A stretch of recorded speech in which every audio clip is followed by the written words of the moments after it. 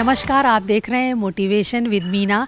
इस समय JEE advance और नीट का रिज़ल्ट आ चुका है। मेडिकल और इंजीनियरिंग के एडमिशन प्रोसेस शुरू होने वाले हैं। इस समय मैं कानपुर के शिक्षा सोपान आश्रम में हूँ। एक बहुत अच्छी खबर आपसे शेयर करने वाली हूँ कि शिक्षा सोपान की तरफ से एक स्कॉलरशिप का अनाउंसमेंट किया जा रहा है। श्री गणेश प्रसाद वर्मा यानी SGPV ये स्कॉलरशिप का नाम है। अगर आप MBBS, BTech, MTech, BSc nursing या फिर फिजियोथेरेपी जैसे तमाम पैरामेडिकल कोर्सेज़ में एडमिशन लेना चाहते हैं और आपकी आर्थिक स्थिति अच्छी नहीं है, आप फीस अफोर्ड नहीं कर पा रहे, तो ऐसे स्टूडेंट्स के लिए ये स्कॉलरशिप अनाउंस की जा रही है। इस बारे में बात करने के लिए मेरे साथ मौजूद हैं प्रोफेसर वर्मा, जो बताएंगे कि इस स्कॉलरशिप को कौन से स्टूडेंट्स अप्लाई कर सकते हैं और कितनी उनको आर्थिक मदद की जाएगी। सर, ये जो SGPV यानी श्री गणेश प्रसाद वर्मा शिक्षा प्रकल्प स्कॉलरशिप, ये क्या है और किन स्टूडेंट्स के लिए है? ये उन लोगों के लिए है जिन्होंने क्लास 12 तक की पढ़ाई तो कर ली है और उसके बाद आगे पढ़ना चाहते हैं, उच्च शिक्षा प्राप्त करना चाहते हैं और उनमें क्षमता भी है। एकेडमिकली वो बहुत अच्छा रिज़ल्ट करते आए हैं। जो उन्होंने जहाँ भी एडमिशन्स लिया होगा वहाँ भी अच्छे संस्थान में उनको एडमिशन ऑफ़र हुआ है, लेकिन परिवार की स्थिति ऐसी नहीं है कि वो उस उच्च शिक्षा संस्थान के अंदर में उनको पढ़ा सके। तो ऐसे बच्चों के लिए ये स्कॉलरशिप बनाई गई है और फिर हम लोग इसमें सपोर्ट करते हैं। पार्शियल सपोर्ट करें, फुल सपोर्ट करें, कैसा केस है उसके ऊपर निर्भर करता है। सर, ये जो तमाम स्टूडेंट ये ज़रूर जानना चाहेंगे कि किन कोर्सेज़ के लिए, जैसे कि आपसे मेरी बात हुई थी, आपने बताया कि MBBS, BTech, MTech, BSc nursing, तमाम सारे जो पैरामेडिकल के कोर्सेज़ होते हैं उनके लिए भी और ये स्कॉलरशिप प्रदान की जा रही है यहाँ से। सर, ये क्या क्राइटेरिया, यानी कौन से स्टूडेंट्स, जैसे कि आपने कहा कि आप उनकी एकेडमिक भी उनका रिकॉर्ड देखते हैं, यानी बच्चों की 10th में और 12th में कैसी परफॉर्मेंस रही है, और ये जो डिफरेंट हायर स्टडीज़ के जो कोर्सेज़ हैं इनके लिए जो उन्होंने एंट्रेंस एग्ज़ाम दिया उसमें कैसी परफॉर्मेंस रही। सर, ये सारी चीज़ें आप देखते हैं या इसके अलावा कोई आप भी एंट्रेंस एग्ज़ाम लेते हैं? नहीं, हम तो कोई एंट्रेंस एग्ज़ाम नहीं लेते, क्योंकि हम स्कॉलरशिप उन्हीं को देते हैं जो किसी न किसी एंट्रेंस एग्ज़ाम से गुजर चुके हैं और कहीं पर उनका एडमिशन हो चुका है। तो उस इम्तहान में उनका कैसा परफॉर्मेंस रहा है और वो किस संस्थान के लिए उन्होंने इम्तहान दिया है। अगर उन्होंने जो रेप्यूटेड संस्थान है जिनके लिए बहुत सारे लोग अप्लाई करते हैं उसके अंदर में अच्छी रैंक प्राप्त की है, तो हमें क्या ज़रूरत है दोबारा टेस्ट करने के लिए। और अगर हमें दिखता ही है कि अच्छा इन्होंने इस प्रकार के संस्थान के लिए क्वालिफाई किया है या वहाँ से एडमिशन लेटर मिला है जहाँ पर कि कोई प्रतियोगिता कड़ी नहीं है, कोई ज़्यादा नहीं है, तो उस अनुसार हम लोग अपने इसमें उसको सोचते हैं कि इसको करना या नहीं करना, या करना तो कितना करना, पार्शियली भी करना तो कितना पार्शियली करना, 10% करना या 90% करना। तो ये वहाँ से हम लोग देख करके आते हैं।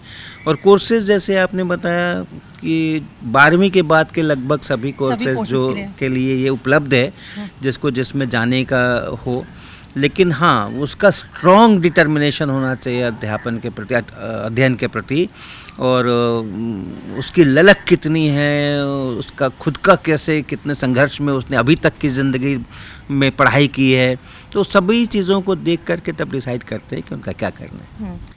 सर, जैसे मैं बात कर लेती हूँ कि दो इम्पॉर्टेंट से कोर्सेज़ हैं, जैसे आपने कहा कि मेडिकल और इंजीनियरिंग यानी MBBS, और अगर हम BTech की सर बात करें, इसका मतलब जिस स्टूडेंट ने नीट में अच्छे उसकी रैंक आई है या फिर जेई मेंस या जेई एडवांस में अच्छी रैंक आई है, लेकिन उसको एडमिशन भी मिल रहा है लेकिन फ़ीस नहीं अफोर्ड हो पा रही, तो सर आप ये कहना चाह रहे हैं कि ऑलरेडी वो एंट्रेंस एग्ज़ाम दे चुका है, यानी कि वो बच्चा जेन्युइन है? जी जी, अगर इंस्टीट्यूशन अच्छा है, अगर अच्छे बड़े इंस्टीट्यूशन में जहाँ के लिए प्रतियोगिता कड़ी है, लोगों को काफ़ी मुश्किल से उसमें एडमिशन मिलता है और उसमें अगर उसने क्वालिफाई किया है तो यस, फिर तो वो बच्चा एकेडमिकली जेन्युइन है। अब इकोनॉमिकली जेन्युइन है कि नहीं वो देखने का एक प्रश्न रह जाएगा। लेकिन फिर अगर संस्थान ऐसे हैं जहाँ एडमिशन मिल रहा है, जहाँ पर कि आसानी से एडमिशन मिल जाते हैं, तो फिर हमें उसकी एकेडमिक क्षमता पर थोड़ा संदेह रहता है। सर, आप जो है जो आपने कहा कि ठीक है एकेडमिक तो आपने देख लिया कि 10th और 12th में कैसी परफॉर्मेंस है, और जो तमाम सारे एंट्रेंस टेस्ट हो रहे हैं जिसमें कि वो एडमिशन लेना चाहता है उसमें कैसी परफॉर्मेंस है। सर, इकोनॉमिक जो क्राइटेरिया उसको कैसे आप जज करते हैं, क्या होना चाहिए? वो हमारी एक कमेटी है और उस कमेटी के अध्यक्ष प्रोफेसर A.K. शर्मा जी हैं, जो IIT कानपुर के सोशियोलॉजी विभाग से और उन्होंने अवकाश प्राप्त किया है। तो वो उनकी जिम्मेदारी है, उनकी अपने सदस्यों के साथ में मिल कर के, और वो निकालने की कोशिश करते हैं, उनसे बात करके, उनके परिवार वालों से बात करके। सब्जेक्टिव है, कोई ऐसा कोई क्राइटेरिया नहीं है कि हाँ इतने बीपीएल से होना चाहिए, वार्षिक आय इतने से अधिक नहीं होनी चाहिए, वो सब तरह के क्राइटेरिया नहीं है। लेकिन बातचीत करके और वो एक तरह का इंटरव्यू करके आप हाँ, जज कर लेते हैं जी, कि उसकी जी, आर्थिक स्थिति कैसी है। जी जी। अच्छा सर, ये स्कॉलरशिप, थोड़ा इस स्कॉलरशिप के बारे में बताइए कि ये जो SGPV स्कॉलरशिप है किसके नाम पर है, और कैसे आपने डिसाइड किया कि जो इस तरह के बच्चे हमें उन्हें सपोर्ट करना चाहिए। ये SGPV का पूरा फॉर्म है श्री गणेश प्रसाद वर्मा जी। तो गणेश प्रसाद वर्मा जी जो हैं वो अपने ज़माने में सेल्फ स्टडी करके, उन्होंने बिना स्कूल में गए हुए, बिना किसी भी स्कूल में गए हुए, और खुद से किताबें खरीद करके ला करके पढ़ करके, बिना किसी परीक्षा दिए हुए, उन्होंने अपने में इतनी योग्यता प्राप्त कर ली थी कि वो स्वयं उन्होंने स्कूल खोल करके बच्चों को पढ़ाना प्रारंभ किया था। और जिन बच्चों को उन्होंने पढ़ाया उनकी गुणवत्ता इतनी अधिक थी जिसको कि कोई मैच नहीं कर पा रहा था उस इलाके के अंदर में। तो उनके नाम पर है ये और हमारे परिवार से जुड़े हुए हैं। वो अब तो नहीं है, बहुत पहले ही उनका देहांत हो गया था। तो उनके जो हम लोग परिवार के लोग हैं, हम लोग ने उनके नाम के ऊपर इसको शुरू किया। हाँ, क्योंकि मुझे लगता है कि जब आप स्कॉलरशिप दे रहे हैं तो बच्चों को मालूम भी होना चाहिए कि गणेश प्रसाद वर्मा कौन थे। क्योंकि सर आपने बड़ी इंपॉर्टेंट बात बताई कि उन्होंने स्वाध्याय से, यानी सेल्फ स्टडी करके खुद एजुकेशन हासिल की और दूसरों को पढ़ाया। तो आज के दौर में सर बड़ा इंपॉर्टेंट है कि हम बच्चों को सेल्फ स्टडी के लिए मोटिवेट करें। सर एक ये बताइए, कितने, ये जो स्कॉलरशिप है वो कितने स्टूडेंट्स को दी जा रही है, और क्या कोई अमाउंट फिक्स्ड है, कैसे तय हो रहा है? अभी तो शुरुआत है, ज़्यादा समय नहीं हुआ है इसको, करीब कुछ 1 साल से थोड़ा ऊपर हुआ है। तो अभी फ़िलहाल तो हमारे पर उतना बंधन नहीं है, क्योंकि जो हमें हमारी जानकारी में जो केसेस आते हैं, जिनको हम अधिकांश को तो हम जानते हैं, हमारे आसपास के क्षेत्र के हैं तो हम जानते हैं, तो कोई ऐसा इस समय में फ़िलहाल लिमिट नहीं है कि कैसा। लेकिन हाँ, हमारे जो इतने फंड सीमित हैं तो उसमें से जितनों को हम दे सकेंगे, तो फिर उसी आधार पर जो हमने क्राइटेरियाज आपको बताए कि उसका अपना स्कूल का कैसा परफॉर्मेंस रहा है, और जहाँ वो अभी पढ़ रहा है वहाँ पर कैसा परफॉर्मेंस रहा है। मान लीजिए किसी ने कहीं पर बीटेक में एडमिशन लिया है, और एडमिशन ले लिया उसने, परिवार ने किसी प्रकार से करके एडमिशन करा दिया, फ़ीस भी दे दी, 1 साल की फ़ीस दे दी, दूसरे साल में या तीसरे साल में जा कर के अब प्रॉब्लम हो रही है, तो वैसे भी केसेस आते हैं हमारे। ऐसा नहीं है कि नए नए एडमिशन के समय के ही केसेस आते हैं, 3rd ईयर के अंदर में, 4th ईयर के अंदर में भी केसेस आते हैं। तो फिर हम देखते हैं कि उसने कैसा परफॉर्म किया, जिस इंस्टीट्यूशन में अभी है वहाँ पर कैसा परफॉर्म किया। तो ये सब देख करके हमारे पास जितना फंड होगा उसके आधार के ऊपर चयन होगा। वो 10 लोगों का हो सकता है साल के अंदर में, 25 लोगों का हो सकता है, 3 लोगों का हो सकता है। कैसे एप्लीकेशंस आते हैं, क्या होता है, उस पर निर्भर करता है। लेकिन हाँ, कोई बहुत बड़ा 200-400 लोगों का इस समय तो फ़िलहाल हम नहीं कर रहे हैं, लेकिन 10, 15, 20 साल में तो ज़रूर। अच्छा सर, जो ये हायर स्टडी के कोर्सेज़ हैं, जैसे MBBS है, BTech है, तो सर ये क्या जो गवर्नमेंट मेडिकल कॉलेज, जो गवर्नमेंट इंस्टीट्यूशंस है वहाँ पे एडमिशन हो गया, क्या उन्हीं को सपोर्ट कर रहे हैं, या जिन स्टूडेंट्स प्राइवेट, मतलब कोई प्राइवेट मेडिकल कॉलेज में से MBBS करना चाहता है, कोई प्राइवेट इंस्टीट्यूट से आप करना चाहता है BTech, तो क्या उनको भी सपोर्ट कर रहे हैं आप? हम इंस्टीट्यूशन को भी देखते हैं। प्राइवेट में भी अच्छे इंस्टीट्यूशंस हैं, बहुत अच्छे इंस्टीट्यूशंस हैं जहाँ की काफ़ी टफ है एडमिशन प्राप्त करना और जिनका परफॉर्मेंस अच्छा है। तो इंस्टीट्यूशन की भी हिस्ट्री देख लेते हैं। जब कोई एप्लीकेशन आता है कि उन्होंने इस जगह पे एडमिशन इनको मिला हुआ है, तो उसकी भी वेबसाइट जा करके, और या जो भी हमारे कॉन्टैक्ट्स हैं उसके थ्रू हम पता कर लेते हैं कि कैसा है। अगर हमें लगता है कि हाँ ठीक है, बहुत अच्छा इंस्टीट्यूशन है, यहाँ पर से अच्छा आउटपुट निकलता है, केवल डिग्री नहीं बढ़ती है, तो हम सपोर्ट कर सकते हैं। कोई कठिनाई नहीं है उसके अंदर। सर ये आप बहुत सही समय पे आप अनाउंसमेंट भी कर रहे हैं, क्योंकि अभी नीट का रिज़ल्ट भी आया और JEE एडवांस का भी रिज़ल्ट आया है, और बहुत सारे अदर भी जो एंट्रेंस एग्ज़ाम है उनके भी रिज़ल्ट आ रहे हैं या आ चुके हैं। तो इस समय एडमिशन प्रोसेस डिफरेंट कोर्सेज़ के लिए चल रहा है, तो उस स्कॉलरशिप के लिए ज़रूर आप अप्लाई कर सकते हैं। सर ये बताइए कि ये स्कॉलरशिप SGPV स्कॉलरशिप के लिए कैसे, देश भर के स्टूडेंट्स के लिए, क्यों आपने एरिया फिक्स कर रखा है? नहीं, भारत के किसी भी जगह से एप्लीकेशंस आ सकते हैं, लेकिन एप्लीकेंट्स को भी ये ध्यान रखने का है कि जो अगर वो कर सकते हैं अपनी तरफ से और जितना कर सकते हैं उतना उनको करना चाहिए, और उसके जो नहीं कर सकते हैं सिर्फ उसी के लिए शिक्षा सोपान की ओर देखना चाहिए, क्योंकि ऐसे बहुत सारे लोग होंगे जो कि सचमुच नहीं कर सकते हैं। हाँ, और उनको अगर नहीं सपोर्ट मिलेगा तो वो नहीं पढ़ेंगे, उनको छोड़ना पड़ेगा वो कोर्स।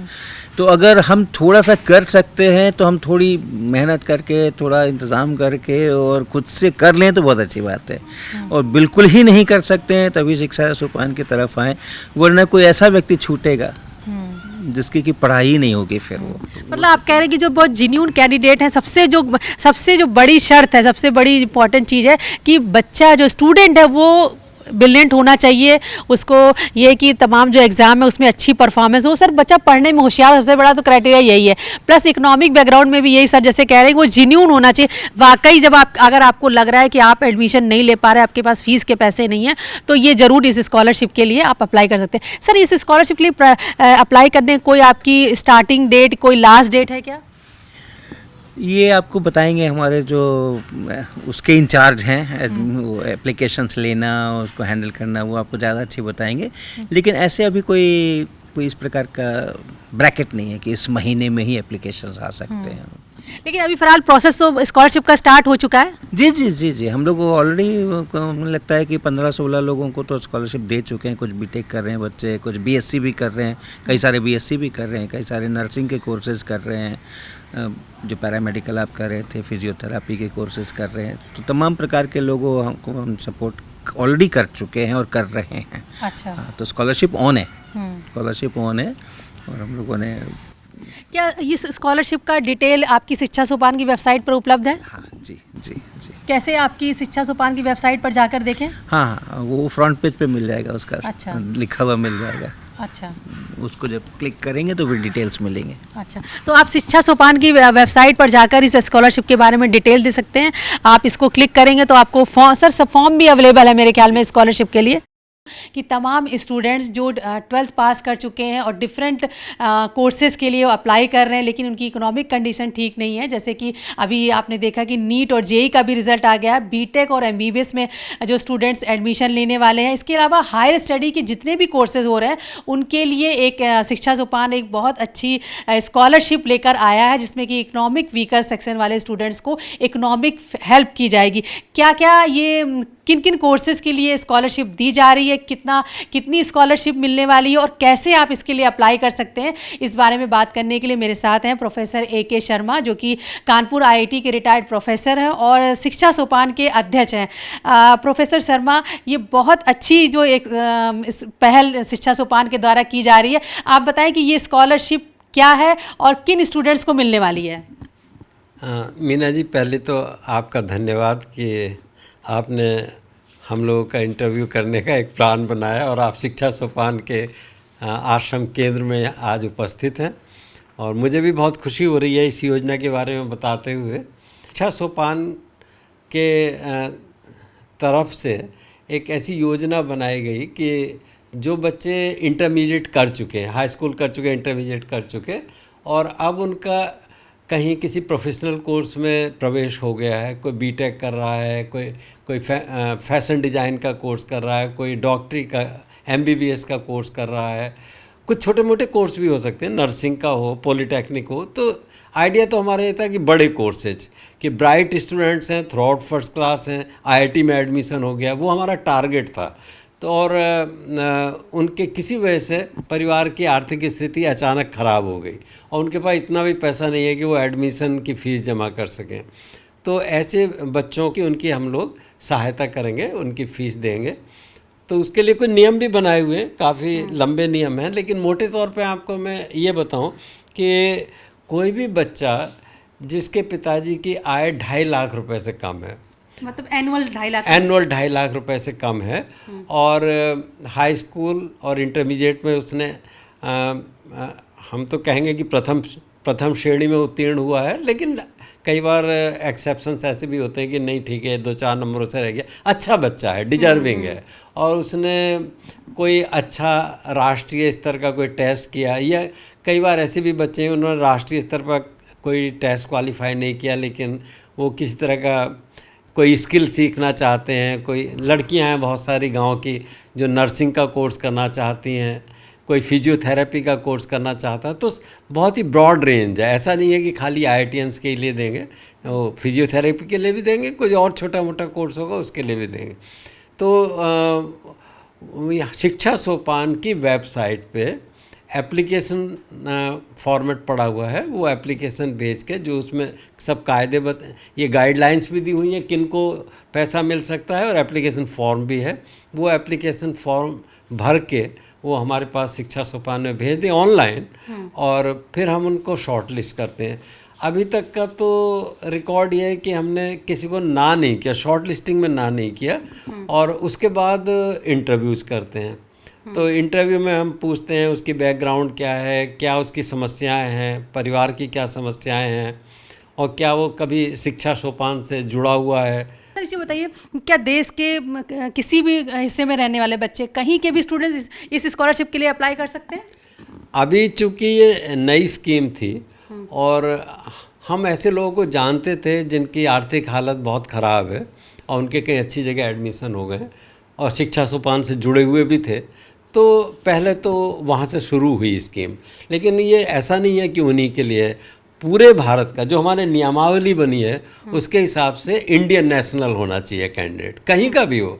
अभी तो हम जैसे पहले पास के क्षेत्र के बच्चों की ज़्यादा मदद की गई, लेकिन अब झांसी का बच्चा है, नोएडा का बच्चा है, मध्य प्रदेश का बच्चा है, कहीं और दूर दराज का, बम्बई का, हम सब बच्चों की सहायता करने के लिए तैयार हैं। सर इसे बताइए, आपने बताया कि शिक्षा सोपान की वेबसाइट पर जाएंगे, फॉर्म को डाउनलोड करेंगे, क्या इसकी कोई लास्ट डेट है, कब उसको ये सबमिट करना है? और जो जैसे आपने कहा कि 2.5 लाख एनुअल इनकम से कम हुई होनी चाहिए, तो क्या उनको कोई इनकम सर्टिफिकेट देना पड़ेगा? तो हम लोग सर्टिफिकेट पे उतना इंसिस्ट नहीं करते, हम लोग एक ट्रस्ट बनाते हैं। हमारा ट्रस्ट रहता है कि जो यहाँ पे अप्लाई कर रहा है वो सही बोल रहा होगा। फिर हमारे जो सोर्सेज हैं, अमित जी हैं, अतुल जी हैं, ये भी अपने लेवल पे जांच कर लेते हैं कि क्या वास्तव में ये जेन्युइन केस है, इसके घर की समस्याएं हैं और अच्छा बच्चा है, अच्छा करेगा आगे चल के। तो ऐसा कोई सर्टिफिकेट नहीं मांगे, बहुत अच्छी इंटेंशन के साथ और धर्मार्थ या समाज सेवा के लिए। और इसमें कोई एप्लीकेशन, उसमें अपना एप्लीकेशन भरे, फ़ोटो लगाए, हाई स्कूल इंटर की मार्कशीट लगाए, जहाँ पे उसका एडमिशन हुआ है वहाँ का प्रवेश पत्र, उसका जो एडमिशन लेटर है वो दे, और कितनी फ़ीस उसको जमा करनी है, क्या समस्या है वो। सर जैसे जो कुछ हायर स्टडीज़ के कोर्सेज है, सपोज़ कि वो MBBS, BTech या BSc नर्सिंग करना चाह रहा है, तो सर इन सब के लिए एंट्रेंस एग्ज़ाम होता है, तो क्या आप वो एंट्रेंस एग्ज़ाम की मार्किंग वगैरह भी आप देखें? कोई MBBS के लिए अगर अप्लाई करना चाह रहा है और चाहता है कि भाई आप शिक्षा सोपान इस स्कॉलरशिप के जरिए उनकी हेल्प करें, तो क्या आप उसकी नीट में, JEE में कोई रैंक देखेंगे? नहीं, अभी एडमिशन हो गया, इतना काफ़ी है हमारे लिए। अच्छा। और ये भी ज़रूरी नहीं कि IIT में ही एडमिशन हो या उसका एम्स में ही एडमिशन हो, अच्छे ठीक ठाक मेडिकल कॉलेज में एडमिशन उसका हो गया, पर्याप्त है। शुरू में हम लोगों को हेजिटेशन भी होता था कई बार, क्योंकि जो लोग मेडिकल में जिनका एडमिशन होता है, अभी एक बच्चा है, एक लड़की है, वो बरेली में इंटरनेशनल यूनिवर्सिटी है, एक प्राइवेट यूनिवर्सिटी, तो उसमें उसका MBBS में एडमिशन हुआ। ऐसे और केसेस भी आते हैं कि जो उन MBBS की फ़ीस ज़्यादा होती है, इंजीनियरिंग की कम होती है, और ये छोटे मोटे नर्सिंग टाइप के कोर्सेज हैं, उनका तो 30,000 40,000 में काम चल जाता है। तो कई बार मैं इसका जो हमारी 3 सदस्यीय समिति है, अतुल जी, अमित जी, मैं उसका सबसे कंजूस सदस्य हूँ और अध्यक्ष भी हूँ। तो मेरी कोशिश रहती है कि ये देखने की हाँ इतने पैसे की इसको ज़रूरत है या नहीं, और हम कितना अधिक से अधिक पैसे दे सकते हैं। तब ये बात आई कि अरे इसको तो 2 लाख रुपए चाहिए, क्योंकि MBBS में तो ज़्यादा पैसे चाहिए। तो हम लोग अपना वर्माई से पूछ लेते और वर्मा जी का जवाब यही होता है कि अगर सचमुच कोई नीडी है तो आप पैसे की चिंता मत करो, 1 लाख रुपए 2 लाख रुपए अगर ज़्यादा भी देना पड़े उतना भी हम लोग मदद कर सकते हैं। कभी हमने ये सोच के कि हमारे पास पैसे की शॉर्टेज है किसी को मना नहीं किया। हम सिर्फ उसकी नीड देखते हैं और उसके हिसाब से, तो हमने 2 लाख रुपए दिए उस लड़की को। अच्छा, अभी तक आपने ये जो SGPV स्कॉलरशिप है कितने स्टूडेंट्स को दी है और किन किन कोर्सेज के लिए दी है? अभी ये नई स्कीम कुछ साल पहले ही हम लोगों ने शुरू किया और कोई 2 दर्जन से अधिक बच्चों की हम ये मदद कर चुके हैं। और उसमें इंजीनियरिंग की कई ब्रांचेज हैं, मैनेजमेंट की हैं, BBA है, MBA है, मेडिकल है और स्किल्स के कोर्सेज हैं, नर्सिंग फिजियोथेरेपी टाइप के कोर्सेज हैं।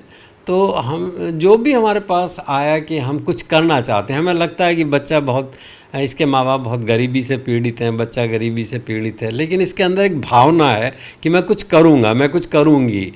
और हाई स्कूल इंटर में उसने दिखाया भी है करके कि एडवर्स कंडीशंस में उसने कुछ अच्छा अचीव किया है और आगे कुछ और करना चाहता है। तो कोई ऐसा नहीं है कि एक विषय विशेष के लिए हम ये लाभ पहुंचाते हैं, किसी भी विषय में वो अपना जीवन बनाना चाहता तो उसके लिए हम मदद करते हैं। अच्छा, जैसे आपने कहा सर्टिफिकेट की ज़रूरत नहीं, लेकिन अगर वो अप्लाई कर देता है आपके यहाँ, तो क्या उसको अपनी इकोनॉमिक कंडीशन बताने के लिए इंटरव्यू के लिए यहाँ पर आना होगा? यहाँ नहीं आना ज़रूरी है। अभी तक तो कोरोना चल रहा था तो ज़्यादातर इंटरव्यू ऑनलाइन ही होते थे। कभी कभी जब मैं यहाँ उपलब्ध रहता था तो यहाँ हमने सेंटर पे भी इंटरव्यूज़ किए हैं, नहीं तो अब मैं यहाँ से चला गया, मैं लखनऊ में रहता हूँ, तो हम लोग ऑनलाइन इंटरव्यू करते हैं। तो कोई दिक्कत नहीं है। अच्छा, तो ये नहीं कि अगर कोई कानपुर से बाहर है तो ऑनलाइन वो आपसे कनेक्ट होके अपनी जो इकोनॉमिक बैकग्राउंड है वो उसके बारे में वो शेयर कर सकता है। चलिए, thank you sir. Thank you. तो ये स्कॉलरशिप जो शिक्षा सोपान की तरफ से दी जा रही है डिफरेंट कोर्सेज़ के लिए, कोर्सेज़ के नाम मैं फिर बता देती हूँ, आप MBBS BTech यानी हायर स्टडीज़ के जितने भी कोर्सेज़ हैं, पैरामेडिकल के कोर्सेज़ हैं, BSc नर्सिंग है, फिजियोथेरेपी है, या BSc MSc और MTech के लिए भी स्कॉलरशिप भी अवेलेबल है। सबसे बस इसकी इंपॉर्टेंट शर्त ये है कि आपकी परफॉर्मेंस अच्छी होनी चाहिए 10th और 12th में, और डिफरेंट जो आपके एंट्रेंस एग्ज़ाम है उसमें आपकी परफॉर्मेंस कैसी है इसे देखा जाएगा। और आपकी इकोनॉमिक कंडीशन अगर वाकई ख़राब है, आप फीस अफोर्ड नहीं कर पा रहे हैं, तो आप स्कॉलरशिप के लिए अप्लाई कर सकते हैं। आप देखते रहिए मोटिवेशन विद मीना।